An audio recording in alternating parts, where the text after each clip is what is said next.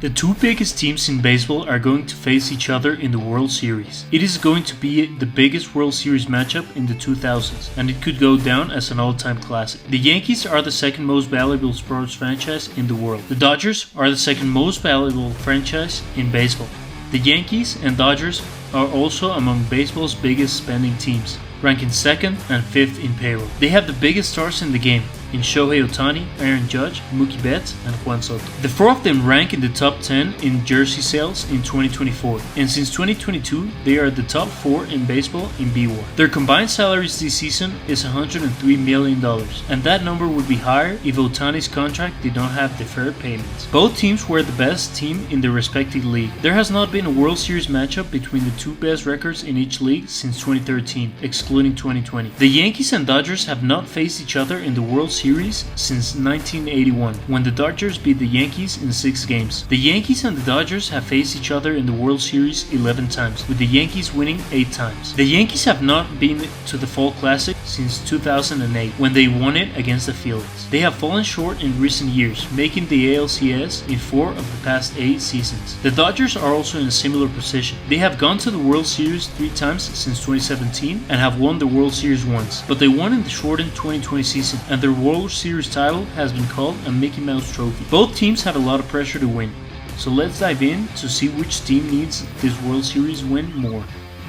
First, the Yankees. As the biggest and most historic franchise in baseball, they always have World Series or bust expectations. Their current roster features a lot of players that have yet to make their mark as a Yankee in October. Players like Aaron Judge, Giancarlo Stanton, Gerrit Cole have been staples of the new age of Yankees baseball. They have not won a championship, and their legacies desperately need one. Aaron Judge has been the face of the New York Yankees since he won the Rookie of the Year in 2017. He is a 2-time MVP winner that has hit 315 home runs for the Yankees. He has won 1 MVP, with the second one coming at the end of the season. Following his 2022 MVP campaign, he signed a 9-year, $360 million deal to stay in the Bronx for the rest of his career. Along with his new contract, he was named the Yankees captain, an honor reserved only for the Yankee legends such as Derek Jeter, Lou Gehrig, and Babe Ruth. Judge has had a great career for the Yankees, but there's one thing missing: a World Series win, and Judge's postseason struggles put even more pressure on him. Judge has not been as good as in October as he has in the regular season. He has a .203 batting average with a .761 OPS and just 15 home runs in 53 games, a far cry from his usual numbers.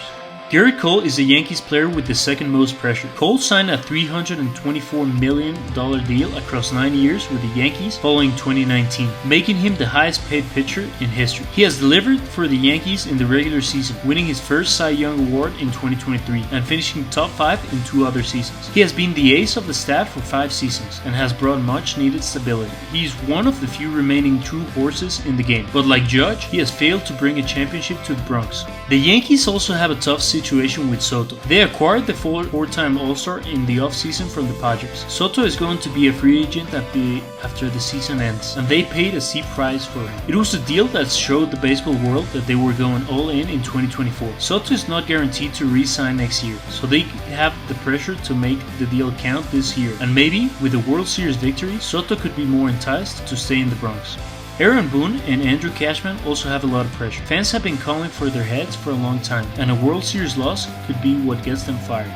For the Dodgers, it's a little bit different. They have a lot of pressure as well, but they did win the World Series in 2020. And although that win can be called a Mickey Mouse win, it is still a win. But I am sure that fans and players want to win one that has no controversies surrounding it. The Dodgers have been one of the best teams in baseball over the last decade. They have won the NL West 11 out of the last 12 seasons, with that one second place finish being an 106 win season. The Dodgers have all the makings of a dynasty, except the most important thing: rings. They have not had as much postseason success. That alone would be enough to demonstrate the huge amount of pressure the Dodgers have to win this year. But it does not end there. The Dodgers usually spend a lot of money, and this past offseason they did just that, spending over $1 billion bringing in Shohei Ohtani, Yoshinobu Yamamoto, Tyler Glasnow, and Teoscar Hernandez. The roster has 4 MVPs and is one of the most loaded rosters of all time. Losing is not an option for the Dodgers. Both teams were great in 2024, but how exactly were they able to get to the World Series? The Yankees led the American League with 94 wins and won the AL East by 3 games. They had to play really good baseball all year long since they were in a tough fight with the Orioles for the division. The Yankees played really good baseball on both sides of the ball. Their offense finished first in home runs, walks, third in runs and OPS, and fourth in OPS+. Their offense was led by Aaron Judge, who had one of the best offensive seasons by a right-handed hitter ever. In terms of OPS+, it is the best ever by a right-handed hitter. He hit 58 home runs with a 1.159 OPS. He led the league in home runs, RBI, walks, OBP, slugging, OPS, and total bases. Juan Soto was also great in his first and maybe only season in the Bronx, hitting a career-high 41 home runs while leading the league in runs and finishing with a 178 OPS+. He will probably finish top 3 in MVP voting. The Yankees also received solid contributions from Giancarlo Stanton, Gleyber Torres, and rookie catcher Austin Wells. Another important player for the Yankees was acquired at the trade deadline. The Yankees traded 3 prospects to the Marlins for Jazz Chisholm. Chisholm was really good for the Yankees, posting a 130 OPS+ with 11 home runs in 46 games while playing third base, a position he had never played in his career. On the pitching side, things also went well for the Yankees. They had a 1.10 ERA+ and finished in the top 10 in runs allowed. The Yankees started the season without their ace Garrett Cole, who was in the injured list due to elbow problems. Despite that, the Yankees had one of the best starting rotations at the beginning of the season. The Yankees received a solid contributions from Nestor Cortes, Clark Schmidt, and Carlos Rodon. After a terrible first season in New York, Rodon was looking much better, and that was huge for the Yankees, as he was signed to be the number 2 and provide solid 1-2 punch with Garrett Cole in the postseason. Another great surprise for the Yankees was the breakout of Luis Gil. The Dominican rookie had a very strong campaign, tossing 151 innings with a 3.5 ERA and a 10.1 K/9. The Yankees bullpen was also very strong. All-star closer Clay Holmes was very good, with a 1.31 ERA+. He struggled at the end of the season and lost his closer spot, but he had good numbers all around. Other standouts in the bullpen were Tommy Kahnle, Tim Hill, and Jay Cousins. Cousins and Hill were added off waivers after being DFA'd by the Chicago White Sox, and as soon as they came to New York, they turned their seasons around, becoming very important pieces in the bullpen. Finally, the last player I want to mention for the Yankees is their current closer, Luke Weaver. Luke Weaver has been in the league for 9 seasons, splitting time between the starting rotation and the bullpen. He has played for 6 teams and has a career ERA of 4.85. The Yankees picked him up last season off waivers, and since then he has turned his career around. He has a 2.96 ERA with an 11 K/9 in New York, and since taking over the closer's role in September, he has been outstanding, becoming the most important reliever for the Yankees. Now the Dodgers. The Dodgers had the best record in baseball, winning 98 games and winning the NL West for the 3rd season in a row, and the 11th in 12 years. The Dodgers were so good thanks to their high-powered offense. They led the league in total bases, slugging, OPS, and OPS+. They finished 2nd in runs and OBP, and 3rd in home runs. The Dodgers offense was led by the most talented player in history, Shohei Ohtani. Ohtani is going to win his 3rd MVP award, and he will become the first DH ever to win the award. He had an historic season, becoming the first 50-50 player ever. He led the NL in home run, OPS, and OPS+. He also finished 2nd in batting average and had a 9.2 WAR as a DH. Truly insane numbers. Mookie Betts was the 2nd most valuable player. He started the season playing shortstop and was serviceable defensively, while posting truly elite numbers at the plate. From the start of the season to June 16, he had a 3.04 batting average with an 8.92 OPS and 10 home runs. Unfortunately for Mookie and the Dodgers, he was hit by a pitch on the hand and missed 2 months of the season with a broken hand. He struggled a little bit when he returned, but still managed to finish the season with good numbers. Freeman had a very strong season, hitting 22 home runs with a 143 OPS+. Teoscar Hernandez had a great season as well, hitting 33 home runs with a 137 OPS+. Catcher Will Smith also had a good year, and even defensive specialist Miguel Rojas had a good campaign. That is what made the Dodgers lineup so good, their depth. They had 8 players with an above average OPS+. The lineup is the strength of this Dodgers team, and it had to be because their pitching was plagued with injuries. The Dodgers pitching staff in 2024 was not as good as usual. The staff struggled with injuries. Clayton Kershaw, Dustin May, Tony Gonsolin, Walker Buehler, Brusdar Graterol, Emmett Sheehan, among others, started the season in the IL. The Dodgers did have some bright spots though. Off-season acquisition Tyler Glasnow was having a good season before getting hurt in early August. Yoshinobu Yamamoto was also good, but also missed time in the IL. As the highest pitcher in baseball history, he showed a lot of great things, especially on a June start against the Yankees. Yankees, where he pitched 7 shutout innings with 7 strikeouts. Rookie Gavin Stone was the Dodgers' leader in innings pitched with 140, and he was solid for the Dodgers, but he also got hurt and had to get season-ending shoulder surgery. Walker Buehler returned from his second Tommy John surgery and did not look like the pitcher he was before surgery. Starting pitching was the Dodgers' Achilles heel this season, but their bullpen was actually pretty good. They had depth in the bullpen with Alex Vesia, Evan Phillips, Anthony Banda, Blake Trinan, and Daniel Hudson having good seasons. At the trade deadline, the Dodgers also made some very good acquisitions. They traded for Jack Flaherty to strengthen their rotation. He had a 3.58 ERA in 10 starts for the Dodgers and has become their number 2 starter in the postseason. The Dodgers also acquired Tommy Edman and Michael Kopech on a 3-team deal with the White Sox and the Cardinals, and they have both become very important players in LA.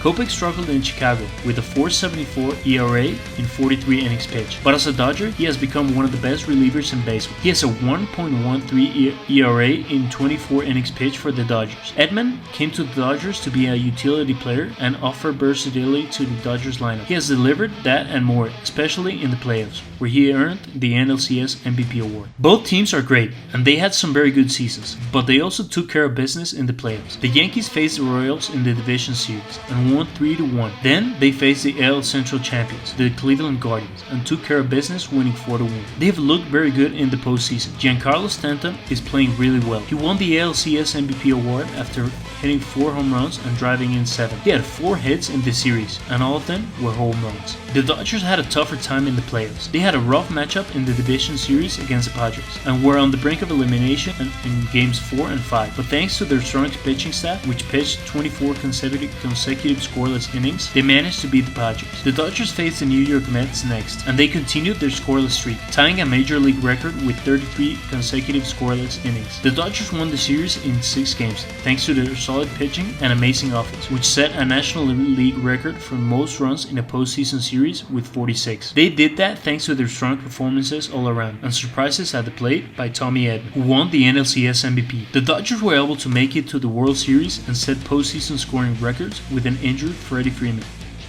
The Dodgers have the edge at catcher. While Austin Wells had a good rookie season, posting a 103 OPS plus with a 2.5 BWAR, Will Smith has been one of the best and most consistent catchers since his debut. Smith has a career OPS plus of 124 and has been named to the All-Star team twice. Will Smith and the Dodgers get the edge here. First base is a very big question. If Freddie Freeman was healthy, the advantage would definitely go to the Dodgers, but his ankle is a very big question. Who knows if he will even be on the World Series roster. The Yankees also have questions at first base. Anthony Rizzo is coming back from an injury as well, and the Yankees have been forced to use Oswaldo Cabrera and John Birdie at first. Rizzo played well in the ALCS, hitting .429, so I think the Yankees have an advantage here. Second base. The Yankees also have the advantage at second base. Gavin Lux dealt with hip flexor injuries in the DS and CS, but he had a very strong second half with an 899 OPS after the All-Star break. But Gleyber Torres has been more consistent over the past years, and he had a better 2024 and has been very good in the postseason, hitting .297 with an 832 OPS. Third base. Jazz Chisholm was very good after getting traded from the Marlins, posting a 130 OPS plus, but he has struggled in the postseason with a 481 OPS and just 1 home run. Max Muncy, on the other hand, has been sensational this postseason, setting a major league record with 12 consecutive plate appearances reaching base. He has a 1.014 OPS with 3 home runs this postseason. Shortstop. The Dodgers have an advantage here. It is close though. Anthony Volpe struggled in the regular season but has been good in the postseason, especially in the ALCS, where he had a .353 batting average with an 888 OPS. Regardless of that, Tommy Edman has been better. He won the NLCS MVP after hitting .407 while driving in 11 runs. He has become a very important piece of the Dodgers lineup, and he gets the edge here for LA. Left field goes to the Dodgers. Teoscar Hernandez had a sensational year, hitting a career-high 33 home runs with a 137 OPS plus. He was one of the most important players for the Dodgers in 2024. Alex Verdugo had a 647 OPS in his first season in New York, so it's a slam dunk for the Dodgers here. Advantage Dodgers. Judge gets the advantage unanimously in center field. He had the best season by a right-handed hitter ever and is going to win the MVP. Kike Hernandez is a postseason monster and has the same amount of postseason home runs as Aaron Judge. But Judge is one of the best players in the game. Advantage Yankees. Right field, Mookie Betts versus Juan Soto. This might be the toughest position battle in the World Series. Both are top 5 players in baseball, and it's pretty much a push here. DH. Giancarlo Stanton has been outstanding in the postseason, hitting home run after home run. He has been the Yankees' most dangerous hitter in October, but Ohtani is the best player in the game, and he has been great in the postseason. He has a .934 OPS with 3 home runs, but what is most impressive are his numbers with runners in scoring position. Since September 19, he is 18 for 23 with 7 home runs and 28 RBI with runners in scoring position. He gets the edge here for the Dodgers. Starting pitching. The Yankees have the advantage here. Cole is the best pitcher in the World Series, and the Yankees have 4 very solid starters. The Dodgers have some upside in Flaherty and Yamamoto. If they are good, they could sway the way for the Dodgers. Buehler could also be a very important player in this series. He could be the deciding factor if he is good, but with Cole, Rodon, Hill, and Schmidt, the Yankee starters have the edge. Bullpen. Both teams have very solid bullpens. The Yankees have a very strong 1-2 punch at the back end with Holmes and Weaver. Tim Hale is also going to have a very important role as the lefty in charge of taking care of Ohtani. The Dodgers have more depth in my opinion. Treinen, Hudson, Kopech, and Phillips have been great in the postseason, and they provide more quality options out of the pen. There have also been rumors that Brusdar Graterol and Alex Vesia could return to the bullpen in the World Series, and if they do that would be huge for the Dodgers bullpen and could be the deciding factor in the series. The 2024 World Series is going to be legendary. The 2 teams in baseball are facing each other. The 2 best players in baseball are facing each other, and it is going to be sensational. It is a World Series that will be watched all over the world and will probably break rating records. As a baseball fan, all I can hope for is that it goes to 7 games and that they are 7 epic games. I do not know who will win, but whoever wins, it will relieve a lot of pressure for themselves. If I had to guess, I would say the Dodgers win it. If Ohtani has a good World Series, he could slug the Dodgers to the title and earn his first World Series title. As a fan, I can't wait to see who wins it. Don't forget to hit the like and subscribe. See you next time.